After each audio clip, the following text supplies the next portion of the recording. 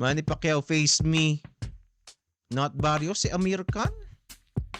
Tapos si Manny, malilintikan to eh. Idol ko pa naman si Manny Pacquiao. Yun nga lang eh, medyo, ewan ko.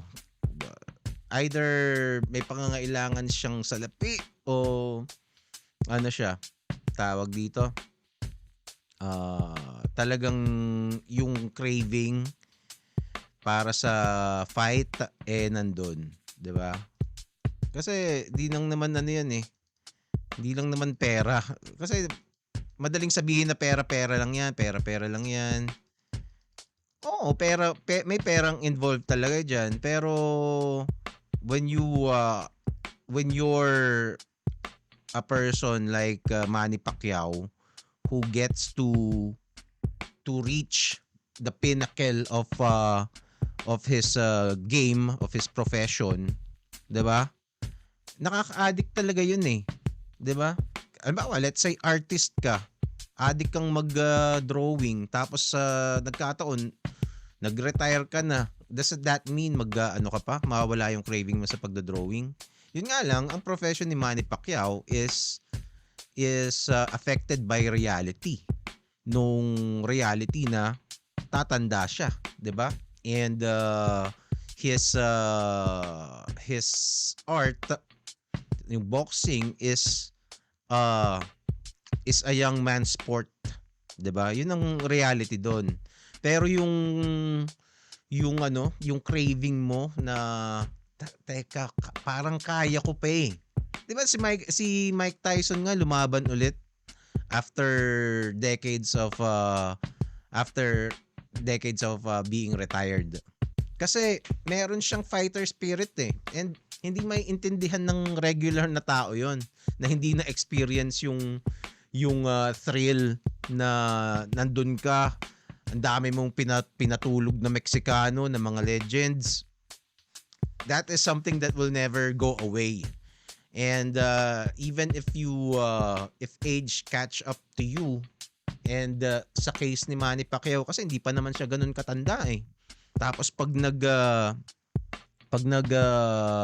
te-training siya, makikita niya yung video, ang angas pa rin ng itsura niya. Meron nga akong shinare na na post dito sa meron siyang merong nag-comment. Eto, they will always look good in the gym until they are 60, 70. It's on fight night where they get old. Ibig sabihin, habang nag-training ka, mukha ka pa rin magaling talaga. 'Di ba? Because that's the nature of the game eh. You know, you are a master of the craft. And pag alam mo yung mga techniques, alam mo kung paano sumuntok, alam mo yung timing ng mga suntok, and you will still look good. Yung form mo will still be precise, especially kung medyo bata-bata ka pa, 'di ba? Pero pagdating sa loob ng ring, doon kakagat yung realidad na this is a young man's sport. And I'm hoping for the best for Manny Pacquiao. Ayoko siyang ma-knockout na talagang brutal, and that will tarnish his legacy. Ayoko mangyari sa kanya, but it's not I wouldn't be surprised if it happens to him. But hindi ko siya, I just hope kung mangyari man sa kanya yon, he would recover fast, quickly, and hindi magkaroon ng long-lasting effects. Kasi again, reality yan eh.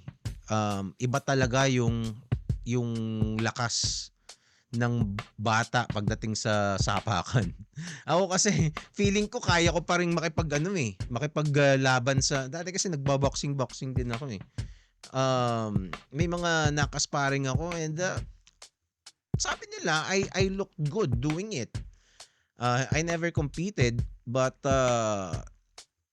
na-experience ko na may nasapak ako tapos na knockdown. Hindi na knockout pero na knockdown siya. 'Di ba? And it feels good. Imaginein mo, yun pa lang yun. Sa gym na Elorde lang yun. It felt so good.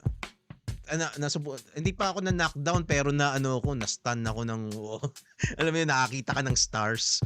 Totoo yun eh. 'Di ba? Pero doon pa lang ang sarap na ng pakiramdam. Imagine kung let's say you knocking out Ricky Hatton nung ni-knockout niya si Ricky Hatton, 'di ba? Tapos the entire arena exploded, 'di ba? Tapos nung nilabanan niya si tawag doon, si Barrera, 'di ba? Si Morales.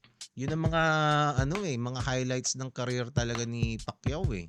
'Di ba? When Morales gave up, when tawag dito si pangalan ni Pogi. si nalimutan ko sino ba yung Pogi? Nalimutan ko yung pangalan. Alam ko yung mukha eh. Basta yung Mexicano din. Mamaya maalala ko yun. He basically gave up at his corner because of Manny Pacquiao, one of his greatest performances. And those are memories that will never leave him and that he will always go back to now that he's getting older. 'Di ba? Hindi si Barrera, yung isa.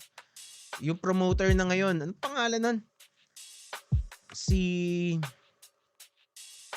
Ano pangalan nun?